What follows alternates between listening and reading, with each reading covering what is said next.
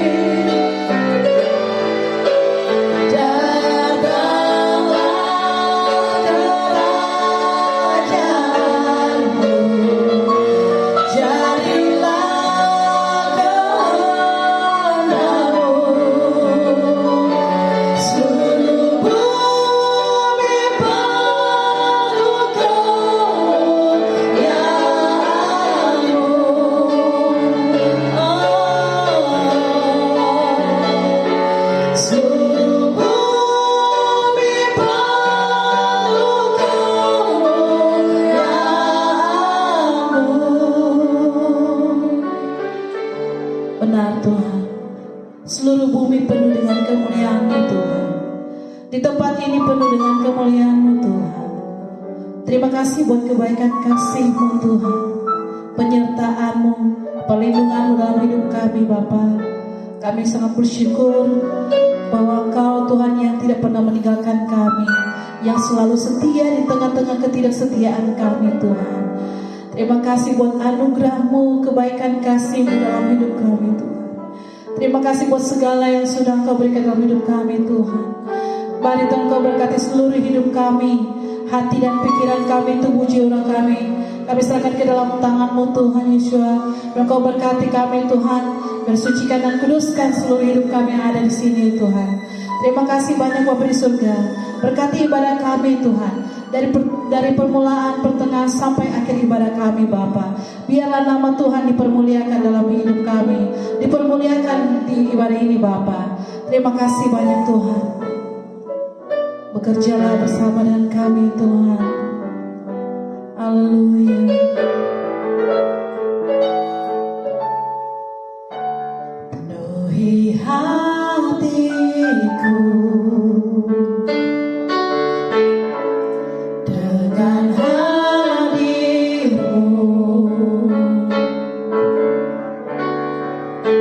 Ku rindu memandang wajah-Mu, oh Tuhan, di dalam kekudusan-Mu. Bawaku dekat dalam hati-Mu.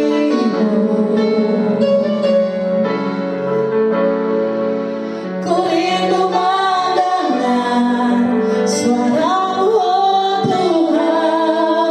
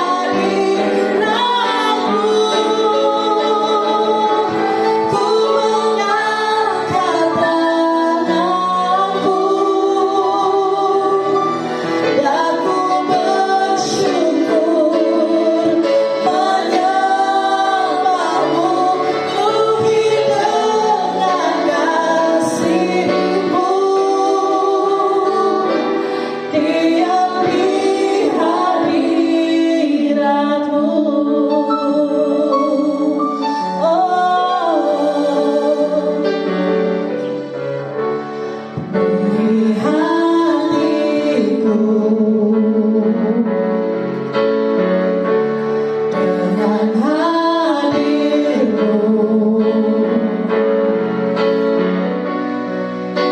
Ku rindu memandang wajah-Mu, oh Tuhan, di dalam kekudusan-Mu. Bawaku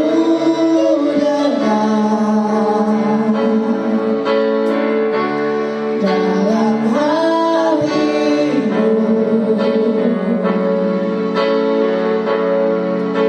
Ku rindu mendengar suara-Mu, oh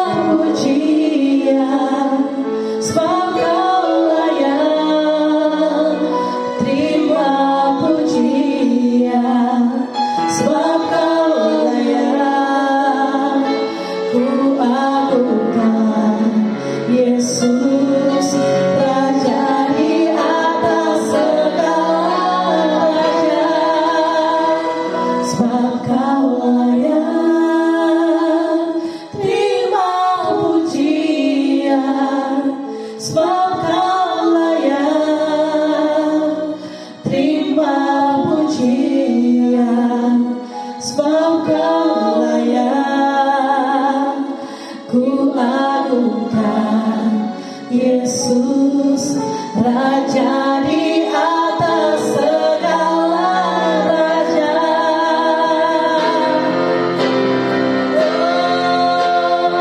Sebab Kau layak terima pujian.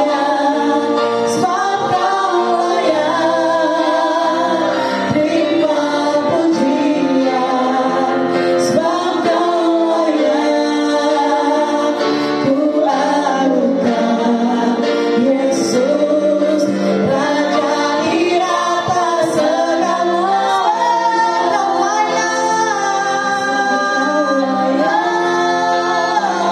terima pujian. Sebab Kau layak terima pujian. Sebab Kau layak ku agungkan.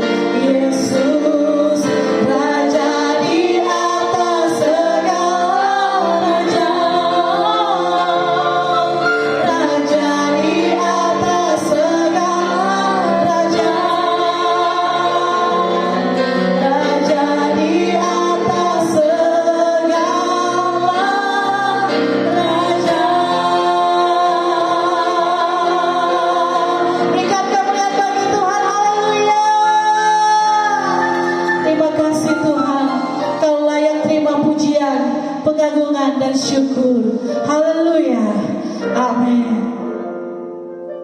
Haleluya. Haleluya. Puji Tuhan. Bapak Ibu Saudara, kita akan memuji dan menyembah Tuhan. Mari saya undang kita semua bangkit berdiri. Berikan senyum yang terbaik bagi kiri kanan Bapak Ibu. Haleluya. Berikan salam dan kita akan memuji Tuhan. Haleluya. Mari masuk gerbangnya dengan hati bersyukur. Yes.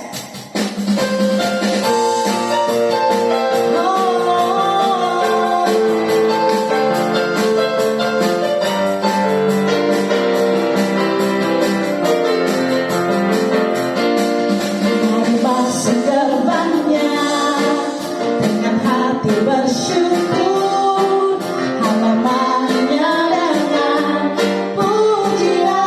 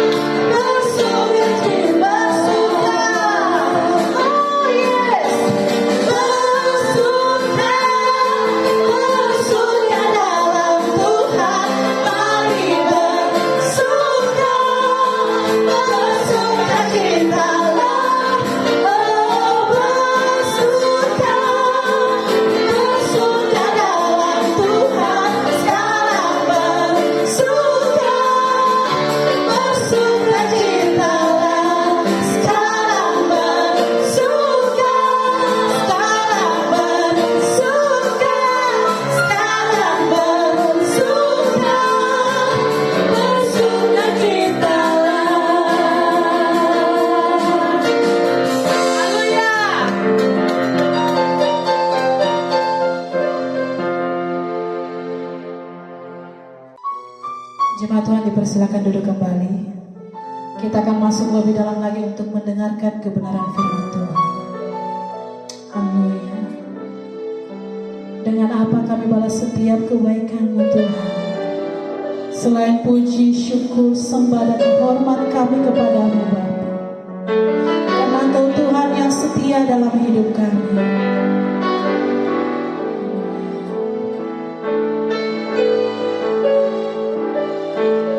Kau Tuhan yang setia, Bapa yang mulia, kasih-Mu besar Tuhan. Kau pulihkan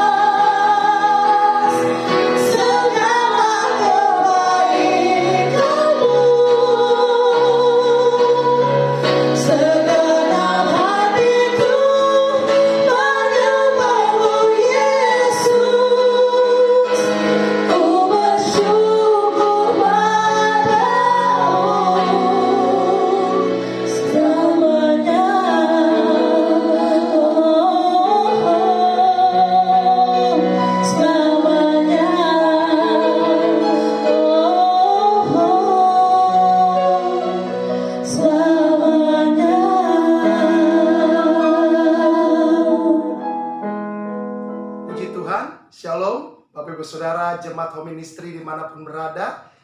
Kita kembali lagi bertemu bersama-sama walaupun hanya melalui ibadah online. Tapi kita percaya bahwa tidak mengurangi sukacita kita. Kita percaya ada kekuatan daripada Tuhan di dalam diri kita masing-masing secara pribadi. Dan kita mau diubahkan oleh kebenaran firman Tuhan. Karena hanya firman Tuhan yang menjadi kekuatan kita. Hanya firman Tuhan yang menjadi pelita bagi kaki kita, terang bagi jalan kita. Oleh sebab itu, sebelum saya men-sharingkan kebenaran firman Tuhan hari ini, kita mau satukan hati kita mau berdoa bersama-sama. Mari kita berdoa.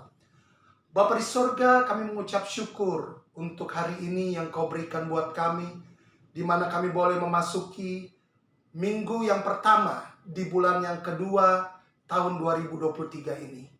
Kami boleh lewati hari-hari kami, minggu-minggu kami, bulan-bulan kami bersama dengan Engkau. Kami melihat kebaikan-Mu, kami melihat kasih setia-Mu, kami melihat kesabaran-Mu di dalam kehidupan kami ya Tuhan. Walaupun banyak masalah yang sedang kami hadapi, namun satu hal yang kami percaya bahwa Tuhan tidak pernah meninggalkan kami. Karena kami memiliki Bapa yang baik, Tuhan yang setia, Tuhan yang selalu ada bersama dengan kami, menjaga dan memelihara kehidupan kami. Pada saat ini Tuhan Yesus, kami perlu firman-Mu. Kami butuh kekuatan daripada firman-Mu. Kami perlu diubahkan oleh kebenaran firman-Mu ya Tuhan. Mari Bapa cabut apa yang tidak ditanam oleh Bapa di sorga di dalam pikiran kami. Biar itu dibersihkan oleh kuat kuasa firman-Mu ya Tuhan. Dan semua yang lain yang mencoba mengganggu konsentrasi kami untuk mendengarkan firman-Mu, kami tolak, patahkan, hancurkan dalam nama Tuhan Yesus Kristus. Kami percaya Engkau mengurapi setiap kami. Penuhi kami lebih lagi dengan Roh-Mu yang kudus, supaya kami boleh mengerti apa yang menjadi kehendak dan rencana-Mu di dalam kehidupan kami secara pribadi maupun keluarga. Dan hamba-Mu ya Tuhan, berkati, berikan kata-kata yang sederhana untuk hamba menyampaikan kebenaran firman-Mu, supaya kami semua yang mendengarkan boleh mengerti, sehingga kami semua boleh diubahkan oleh kebenaran firman-Mu, oleh pimpinan kuat kuasa Roh Kudus-Mu ya Bapa. Kami siap untuk mendengarkan firman-Mu hanya di dalam nama Tuhan Yesus Kristus. Haleluya. Amin. Puji nama Tuhan Bapak Ibu Saudara. Kita bersyukur bersama-sama kalau tanpa terasa kita sudah memasuki bulan yang baru. Di bulan Februari ini, di minggu yang pertama, kita tetap melihat kasih setia Tuhan. Kita tetap melihat kebaikan-kebaikan Tuhan yang Tuhan nyatakan dalam kehidupan kita. Karena apapun keadaan kita, saya mau katakan buat saudara bahwa kita punya Tuhan yang tetap baik. Kebaikannya, kasih setianya tidak pernah berubah. Dahulu, sekarang, sampai selama-lamanya. Namun satu hal yang perlu saudara sadari. Ketika saudara dan saya memutuskan untuk mengikuti Yesus. Ketika Bapak Ibu Saudara memutuskan untuk menyembah Yesus dalam kehidupan Bapak Ibu Saudara, maka sejak saat itu Bapak Ibu Saudara, kita menjadi musuh daripada iblis dan kerajaannya. Sekali lagi, sejak kita memutuskan untuk mengikuti Yesus, kita sedang menjadi musuh daripada iblis dan kerajaannya. Karena dulu kita semua adalah pengikut iblis. Dan sekarang saya percaya kita semua mengikuti Yesus dan menyembah Yesus. Jadi iblis menjadi musuh kita. Iblis, kerajaan kegelapan, selalu mencari waktu yang tepat untuk menyerang kehidupan saudara dan saya. Untuk menyerang keluarga saudara dan saya. Itu yang perlu Bapak Ibu Saudara ketahui. Karena itu Bapak Ibu Saudara, kalau kekristenan kita cuma jadi sesuatu yang kita kurung di dalam gereja dan kebaktian saja, itu sebenarnya adalah hal yang paling mudah untuk kerajaan kegelapan menyerang kita. Jadi begini Bapak Ibu Saudara, kekristenan seharusnya adalah bagaimana kita menghadirkan kerajaan Tuhan 168 jam per minggu di dalam pribadi kita, di dalam keluarga kita.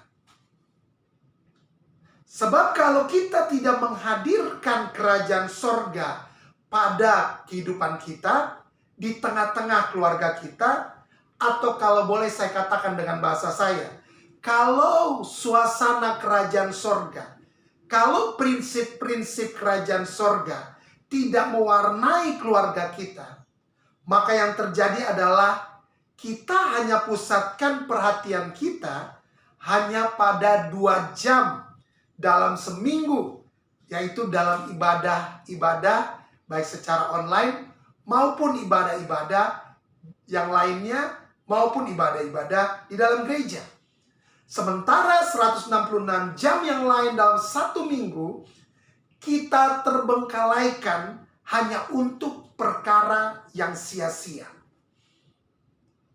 Padahal seharusnya tempat terbaik untuk kerajaan sorga, kerajaan Tuhan dinyatakan adalah dalam keluarga terlebih dahulu.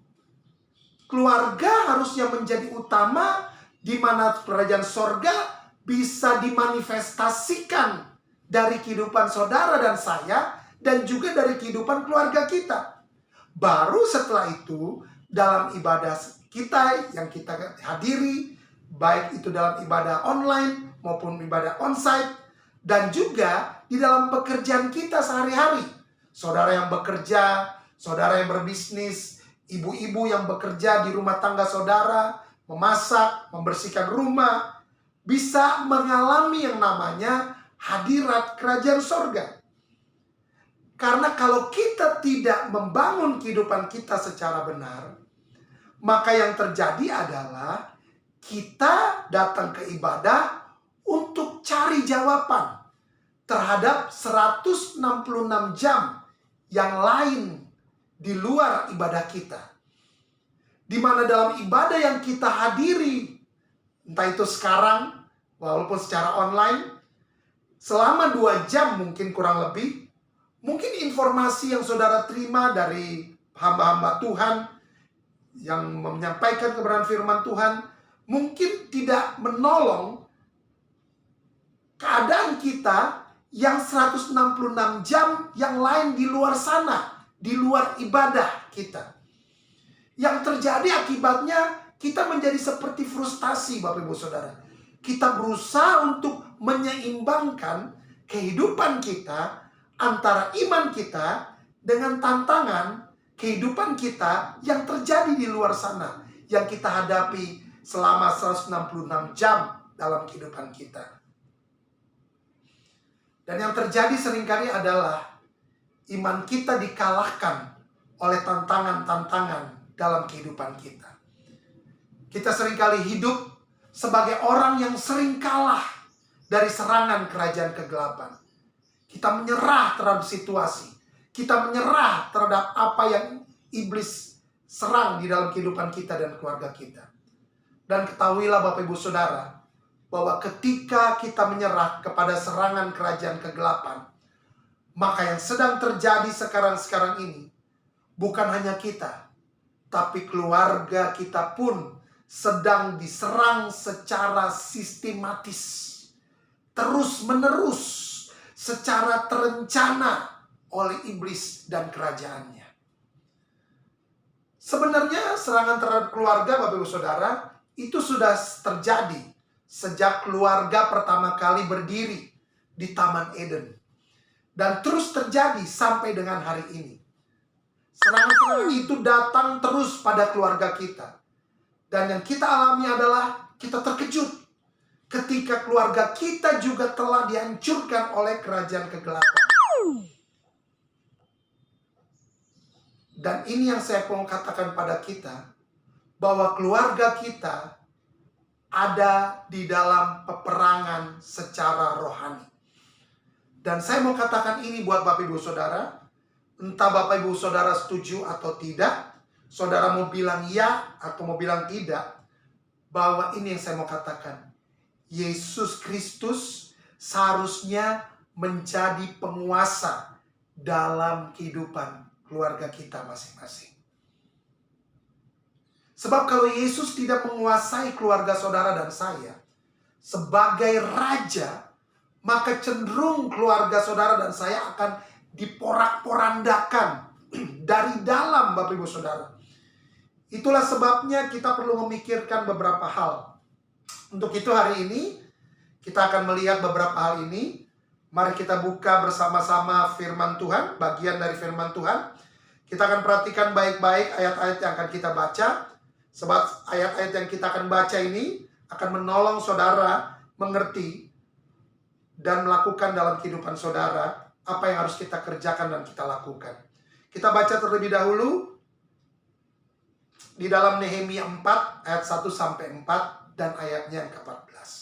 Saya akan bacakan buat Bapak Ibu Saudara Nehemia 4 ayat 1 sampai 4 dan ayat yang ke-14. Nehemia 4 ayat yang ke-1 demikian firman Tuhan. Ketika Sanbalat mendengar bahwa kami sedang membangun kembali tembok, bangkitlah amarah Sanbalat, dan Sanbalat sangat sakit hati. Sanbalat mengolok-olokkan orang Yahudi dan berkata di hadapan saudara-saudaranya dan tentara Samaria, apa gerangan yang dilakukan orang-orang Yahudi yang lemah ini? Adakah mereka memperkokoh sesuatu? Apakah mereka hendak membawa persembahan? Apakah mereka akan selesai dalam sehari? Apakah mereka akan menghidupkan kembali batu-batu dari timbunan puing yang sudah terbakar habis seperti ini?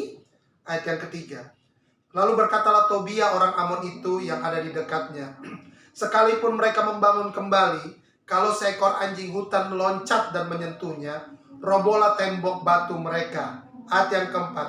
Ya Tuhan kami, dengarlah bagaimana kami dihina. Balikanlah cercaan mereka, menimpa kepala mereka sendiri, dan serahkanlah mereka menjadi jarahan di tanah tempat tawanan. Ayat 14. Kuamati semuanya. Lompat ayat 14. Kuamati semuanya, lalu bangun berdiri dan berkata kepada para pemuka dan para penguasa dan kepada orang-orang yang lain, jangan kamu takut terhadap mereka. Ingatlah kepada Tuhan yang Maha Besar dan dahsyat, dan berperanglah untuk saudara-saudaramu, untuk anak-anak lelaki dan anak-anak perempuanmu, untuk istrimu dan rumahmu. Jadi begini ceritanya. Pada waktu itu, pada zaman pembuangan orang-orang Israel kembali, Sanbalat itu adalah salah satu musuh utama daripada orang Yahudi pada zaman Nehemia, di mana Sanbalat terus berusaha menghalang-halangi orang Yahudi untuk hidup aman di Yerusalem dan sekitarnya setelah orang-orang Yahudi kembali dari pembuangan ke Babel. Jadi orang-orang Yahudi pada waktu itu sebelumnya dibuang ke Babel, mereka kembali ke Yerusalem untuk membangun tembok-tembok, untuk membangun Yerusalem yang sudah runtuh pada waktu itu.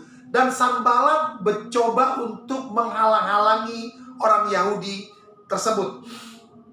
Ketika Sanbalat dan sekutunya Tobia orang Amon mendengar Nehemia diutus oleh Raja Artasasta ke Yerusalem untuk membantu pembangunan kota itu, mereka itu sangat kesal, Bapak Ibu Saudara.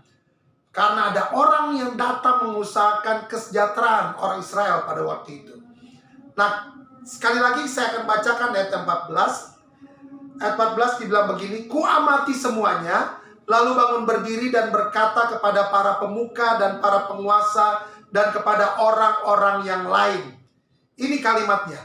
Janganlah kamu takut terhadap mereka, ingatlah kepada Tuhan yang Maha Besar dan dahsyat, dan berperanglah untuk saudara-saudaramu, untuk anak-anakmu laki-laki dan anak-anakmu perempuan, untuk istrimu dan rumahmu. Firman Tuhan berkata bahwa saatnya sekarang saudara dan saya dipanggil untuk berperang secara rohani untuk kepentingan keluarga saudara dan saya. Jadi ini bukan peperangan secara jasmani, peperangan melawan orang lain, tapi ini peperangan secara rohani yang Tuhan mau kita kerjakan. Kepentingannya untuk siapa? Untuk kepentingan saudara, untuk kepentingan keluarga saudara dan saya. Karena begini Bapak Ibu Saudara, pernah nggak saudara berpikir bahwa sekarang ada sebuah panggilan, kita dipanggil untuk bertempur bagi keluarga kita. Karena untuk bertahun-tahun lamanya, kita anggap biasa aja saudara. Kita anggap biasa saja, ya keluarga itu berkumpul, natural lah. Kumpul nanti bersama-sama secara natural, secara alami seperti begitu. Tapi lambat laun, perlahan-lahan kita mulai lihat keluarga kemudian menjadi korban. Di mana-mana keluarga menjadi korban.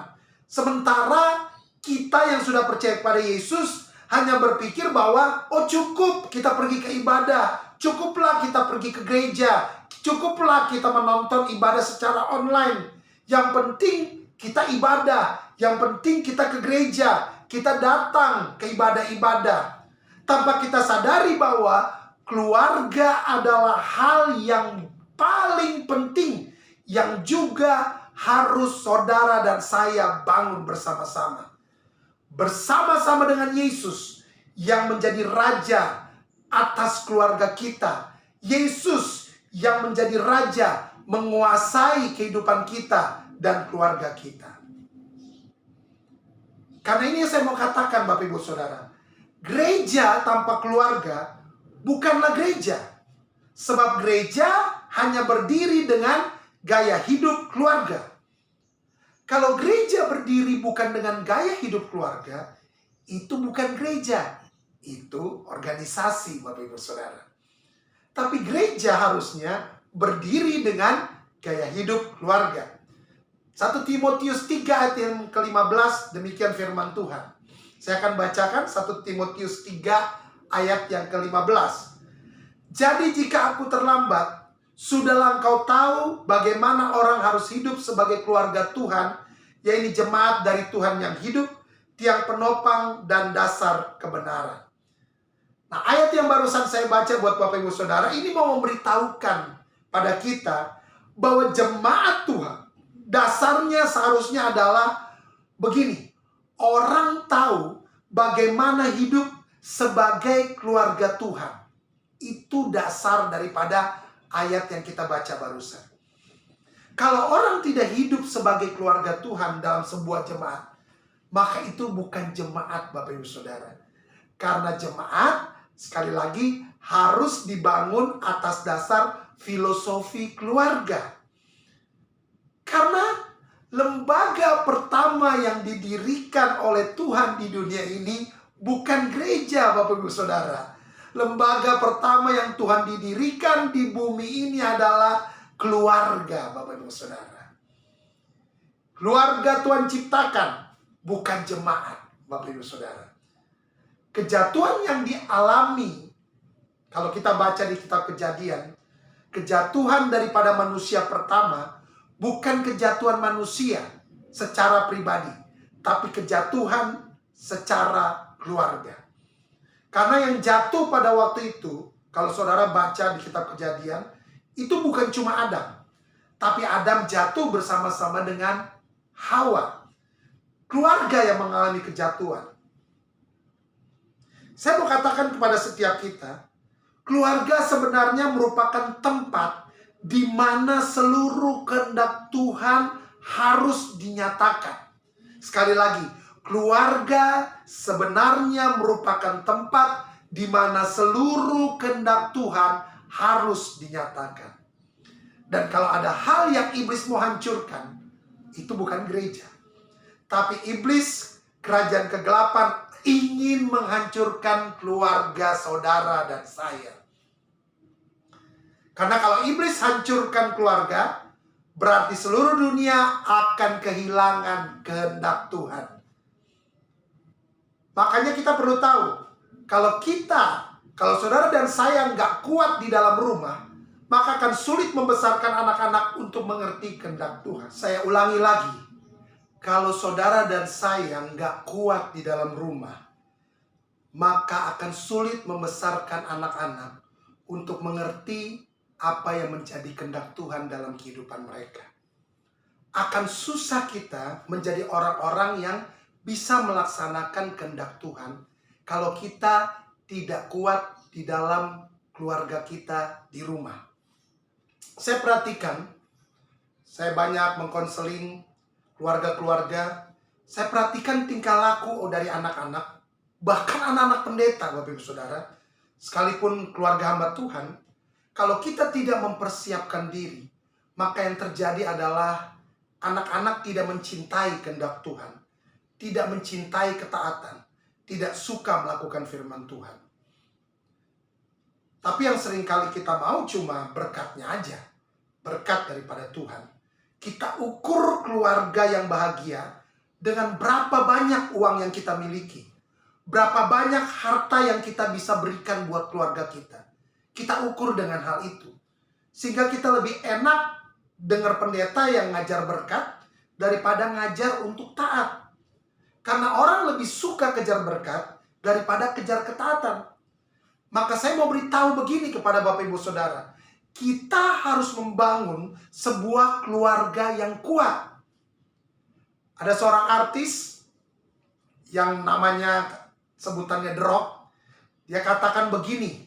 Dia buat statement begini. The Rock atau Dwayne Johnson. Dia bilang begini. Prioritas nomor 1 dalam hidup saya adalah melindungi keluarga. Melindungi anak-anak saya.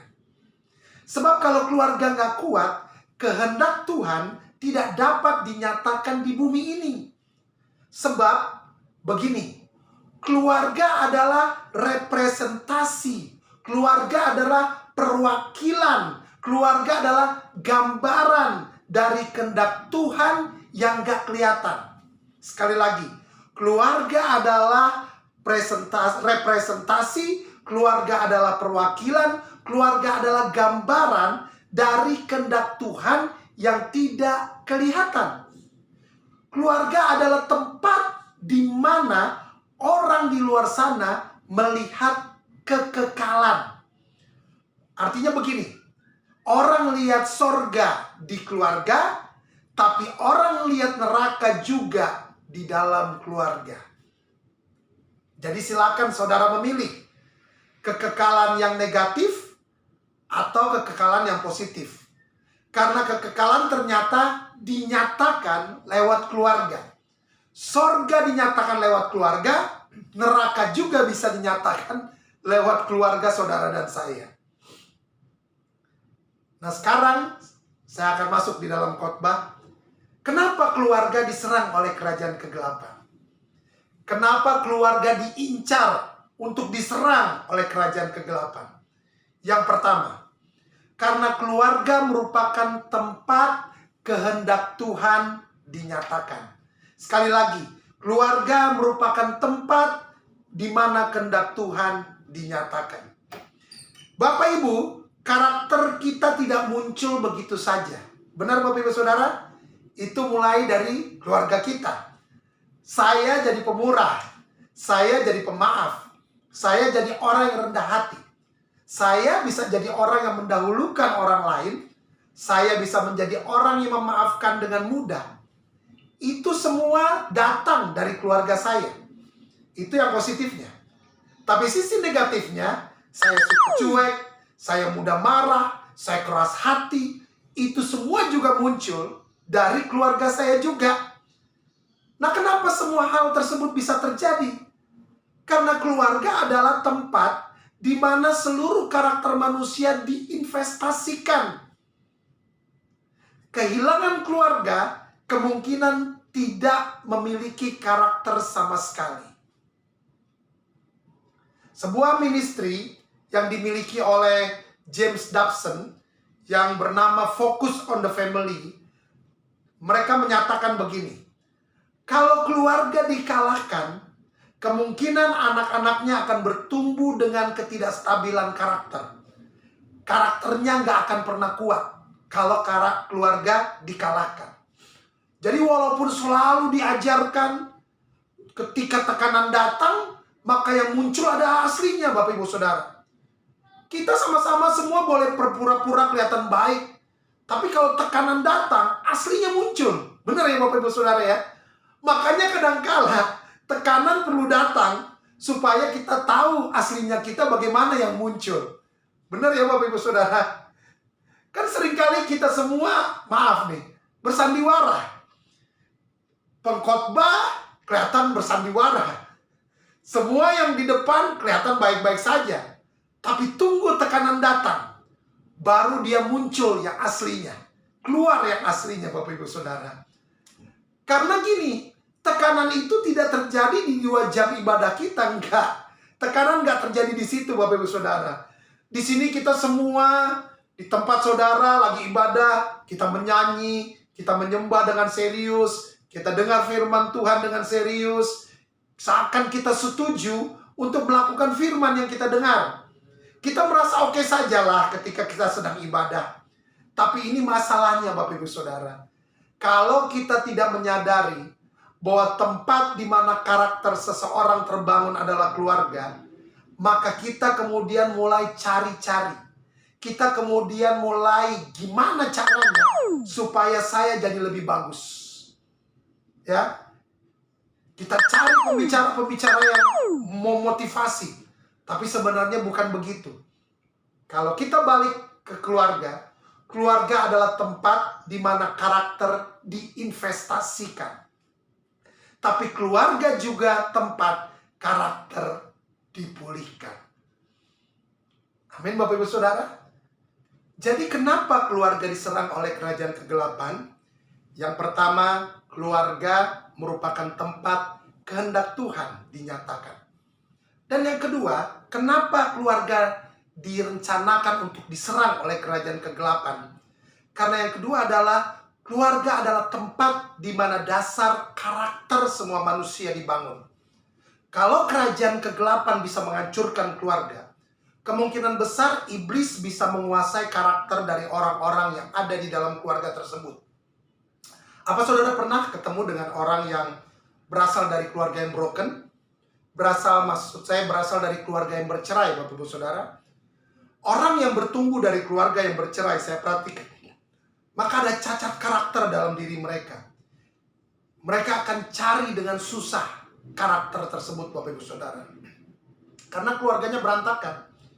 Oleh sebab itu firman Tuhan hari ini mau berbicara, menyampaikan kepada kita, berdirilah Bapak Ibu Saudara.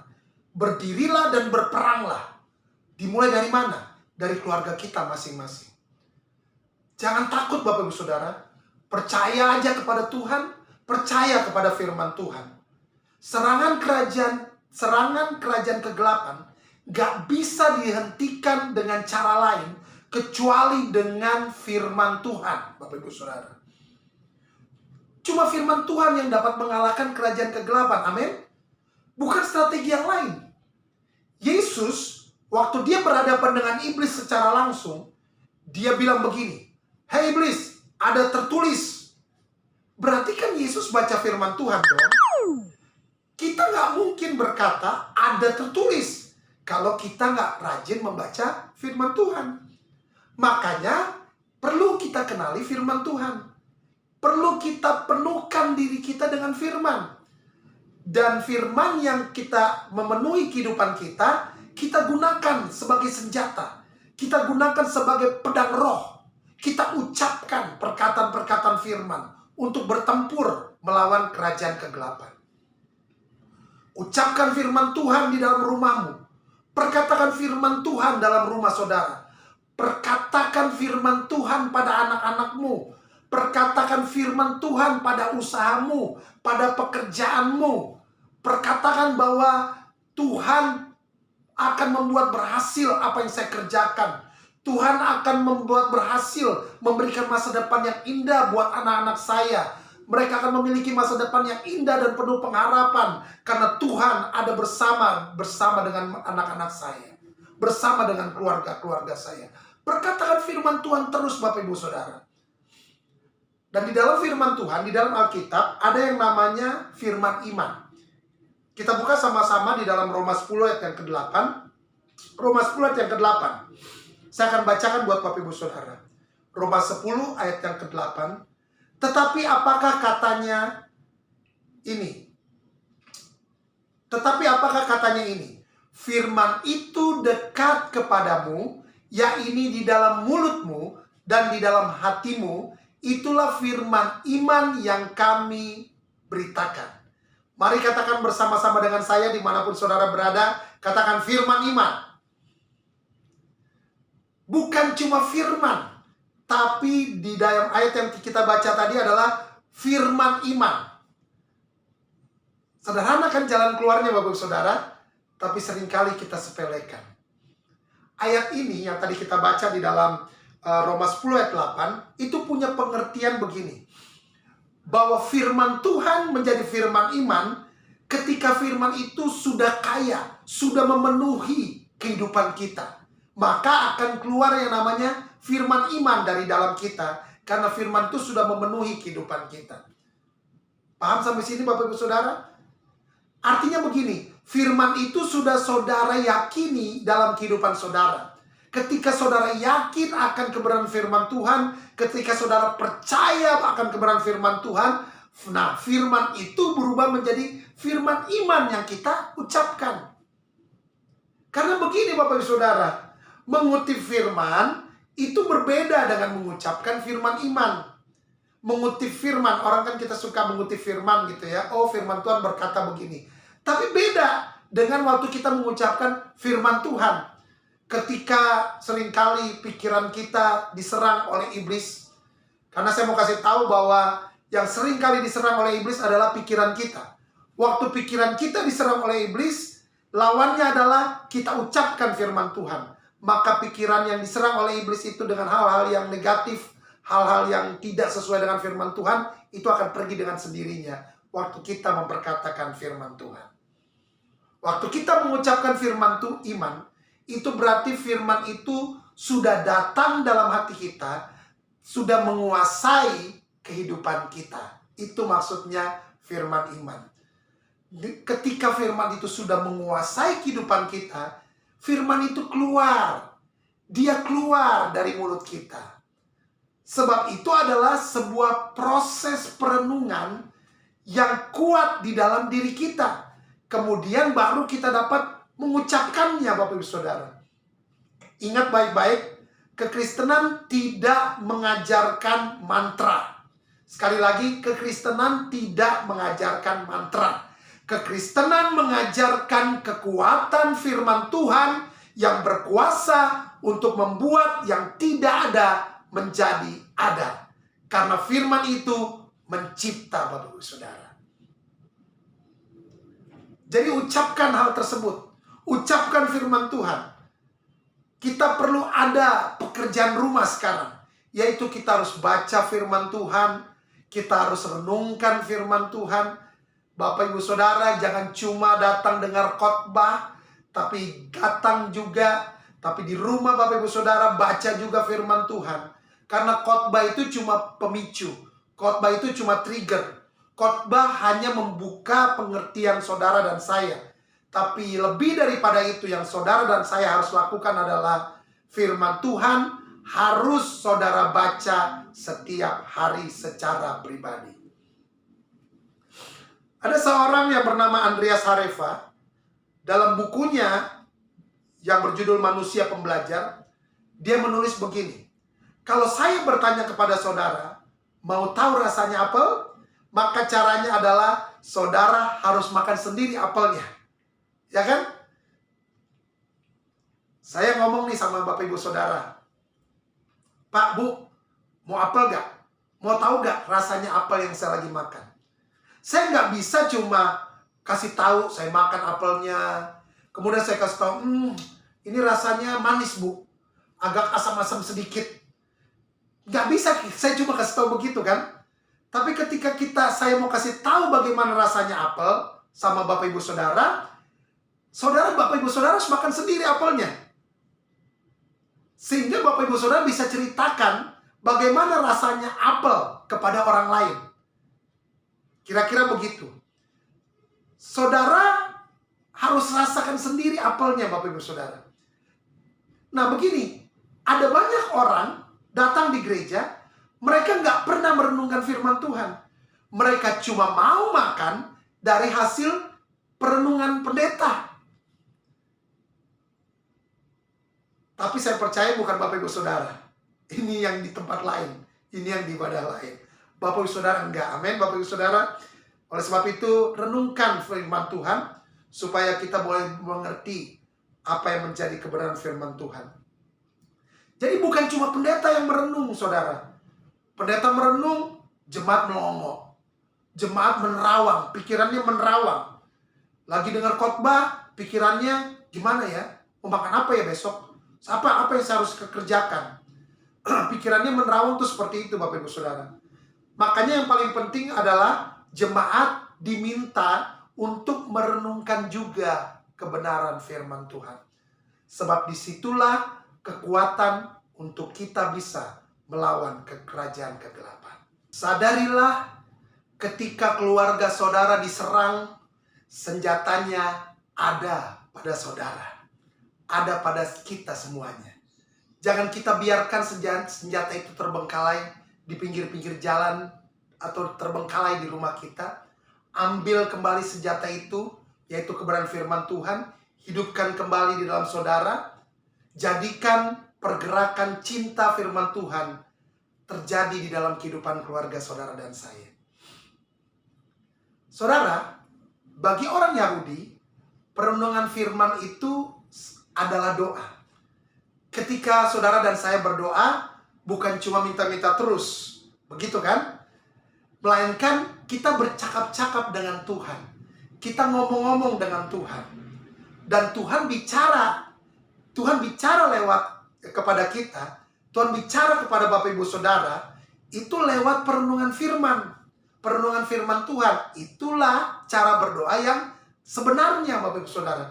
Jadi bukan cuma kita datang, Tuhan tolong saya, anak saya perlu ini. Tuhan tolong saya, anak saya besok mau lakukan ini. Saya besok butuh ini Tuhan. Boleh kita berdoa seperti itu, tapi bukan cuma itu aja Bapak Ibu Saudara. Karena percayalah, Tuhan tahu apa yang menjadi kebutuhan Bapak Ibu Saudara. Tuhan lebih tahu. Bahkan sebelum Bapak Ibu Saudara mengucapkan, Tuhan lebih tahu apa yang menjadi kebutuhan Bapak Ibu Saudara. Tapi mari sama-sama kita juga belajar mendengarkan Tuhan mau ngomong sama kita. Tuhan mau sampaikan sesuatu buat saudara dan saya. Dan itu adalah melalui waktu kita merenungkan firman Tuhan. Amin Bapak Ibu Saudara. Waktu kita merenungkan firman Tuhan, kita menaruh iman kita.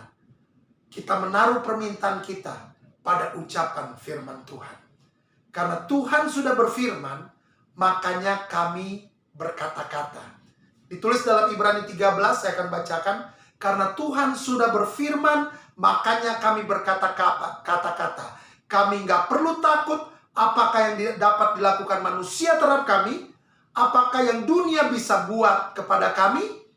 Apakah yang dapat dibuat oleh semua kekuatan politik terhadap kami. Karena Tuhan telah berfirman, makanya kami berkata-kata. Pertanyaannya Bapak Ibu Saudara, adakah perkataan firman Tuhan itu di rumah saudara dan saya? Masih adakah perkataan firman Tuhan di rumah kita? Atau perkataan itu sudah nggak ada lagi Bapak Ibu Saudara? Karena kalau pedang, yaitu firman Tuhan sudah kita letakkan, yang ada kita hanya menyerah kepada tekanan. Bukankah firman Tuhan itu adalah pedang roh? Bapak-bapak, mari hidupi keluarga saudara. Ibu-ibu, mari hidupi keluarga kita dengan mengambil waktu untuk mengatakan firman kepada anak-anak Bapak Ibu Saudara, kepada anak-anak kita semua. Mari kita ambil waktu supaya anak-anakmu pun, anak-anak saudara dan saya, bisa juga mengucapkan firman Tuhan. Ambil waktu dengan mereka Bapak Ibu Saudara. Karena sekali lagi, kita perlu kekuatan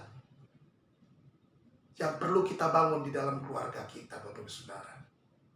Kita perlu kekuatan di dalam keluarga kita.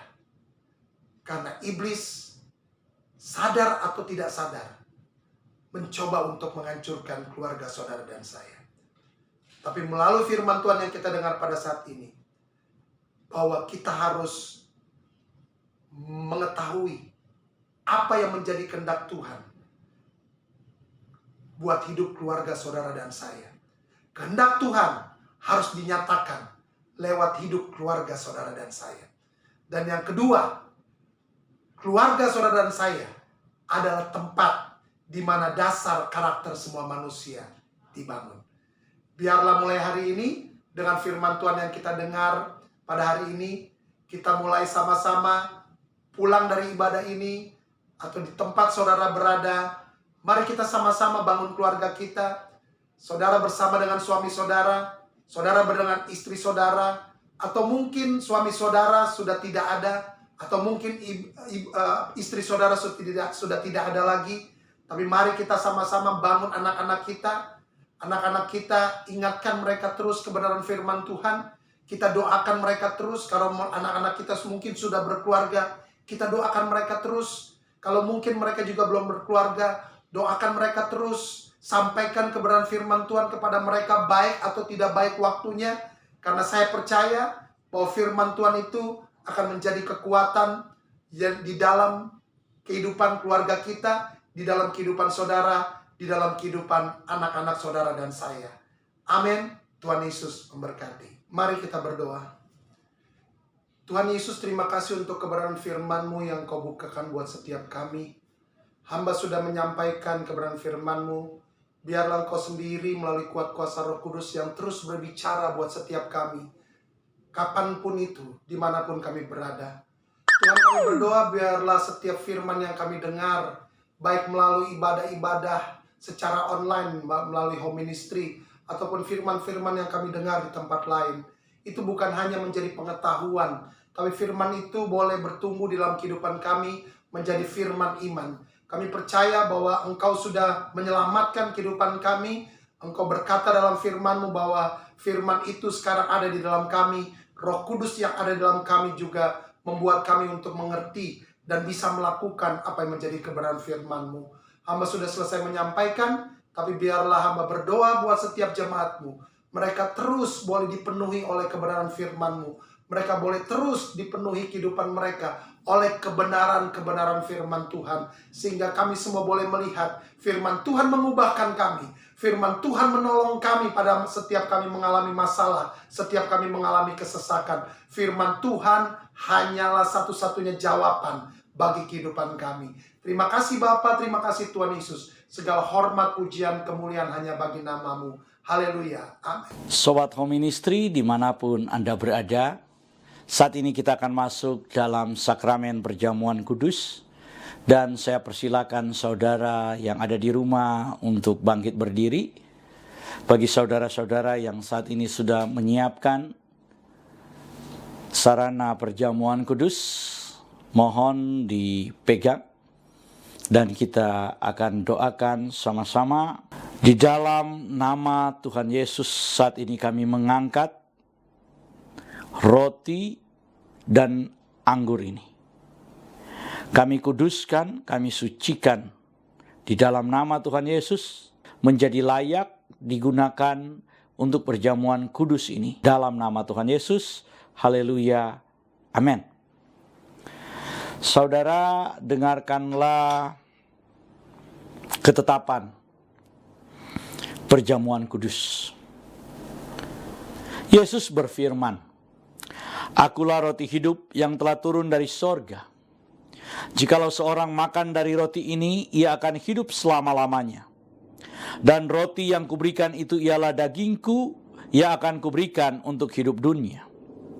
Maka kata Yesus kepada mereka, "Aku berkata kepadamu, sesungguhnya jikalau kamu tidak makan daging anak manusia dan minum darahnya, kamu tidak akan mempunyai hidup dalam dirimu. Barang siapa makan dagingku dan minum darahku, ia mempunyai hidup yang kekal, dan aku akan membangkitkan dia pada akhir zaman. Sebab dagingku adalah benar-benar makanan, dan darahku adalah benar-benar minuman. Barang siapa makan dagingku dan minum darahku, ia tinggal di dalam aku dan aku di dalam dia. Sama seperti Bapa yang hidup mengutus aku dan aku hidup oleh Bapa, demikian juga barang siapa yang makan aku akan hidup oleh aku. Inilah roti yang telah turun dari sorga, bukan roti yang dimakan nenek moyangmu dan mereka telah mati. Barang siapa makan roti ini, ia akan hidup selama-lamanya." Dan ketika mereka sedang makan, Yesus mengambil roti, mengucap syukur, memecah-mecahkannya, lalu memberikan kepada murid-muridnya dan berkata, "Ambillah, makanlah, inilah tubuhku." Sesudah itu Tuhan Yesus mengambil cawan, mengucap syukur, lalu memberikannya kepada mereka sambil berkata, "Minumlah kamu semua dari cawan ini, Sebab inilah darahku, darah perjanjian yang ditumpahkan bagi banyak orang untuk pengampunan dosa. Kalau saudara percaya bahwa roti dan anggur ini adalah penyatuan dengan tubuh Tuhan Yesus Kristus, mari kita angkat lebih tinggi dari kepala kita, dan mari kita sama-sama mengaku, dalam nama Tuhan Yesus, saya percaya inilah tubuh dan darah Tuhan Yesus. Kalau saya makan tubuh Tuhan Yesus Kristus dan minum darah Tuhan Yesus, maka saya percaya semua dosa-dosa saya telah diampuni oleh Tuhan. Saya percaya kalau saya makan tubuh Tuhan Yesus dan minum darah Tuhan Yesus, maka semua kutuk telah dipatahkan. Saya percaya kalau saya makan tubuh dan minum darah Tuhan Yesus, maka semua sakit penyakit saya telah disembuhkan. Saya percaya kalau saya makan tubuh Tuhan Yesus dan minum darah Tuhan Yesus, maka saya mendapat bagian dalam tubuh Kristus, dan saya akan diberi tubuh kemuliaan, dan Tuhan akan mengangkat saya ketika Tuhan Yesus datang di awan-awan yang permai untuk menyatu dan bertemu dengan Dia. Saya percaya inilah tubuh dan darah Tuhan Yesus Kristus. Kita angkat lebih dulu tubuh Tuhan Yesus Kristus dan kita berkata, inilah tubuh Tuhan Yesus Kristus dalam nama Tuhan Yesus. Kita minum darah Tuhan Yesus Kristus dan kita berkata dalam nama Tuhan Yesus Kristus.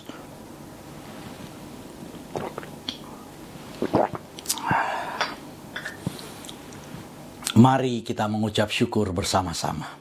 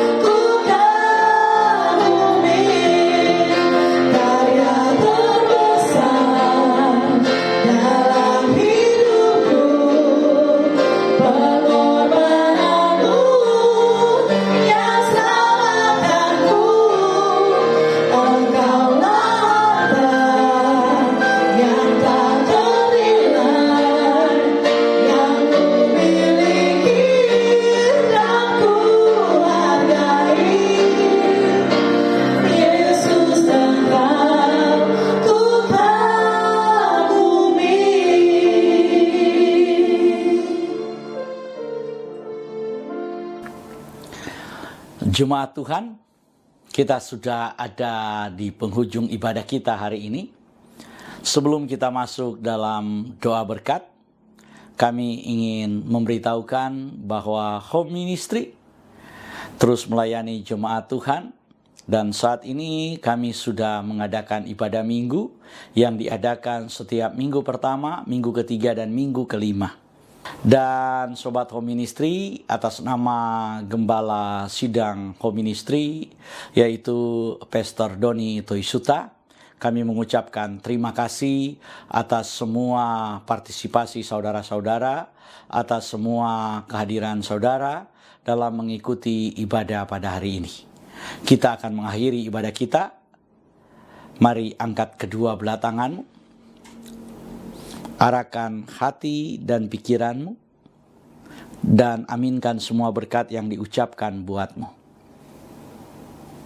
Di dalam nama Tuhan Yesus, diberkatilah hidupmu, diberkatilah keluarga, suami, istri, anak-anak, dan cucu-cucumu. Diberkatilah rumah tempat tinggalmu. Diberkatilah sumber-sumber mata pencarian, pekerjaan, dan karirmu. Diberkatilah tubuh jasmani dan kesehatanmu. Dan diberkatilah pertumbuhan rohanimu. Biarlah semua berkat dari Bapa Sorgawi, Bapa Yahweh namanya, cinta kasih dari Tuhan kita Yeshua HaMashiach, dan persekutuan dengan Roh-Nya yang kudus menyertai kita semua mulai dari sekarang sampai selama-lamanya. Kita yang percaya diberkati oleh Tuhan dan menerima berkat Tuhan ini. Mari sama-sama kita berkata, amin.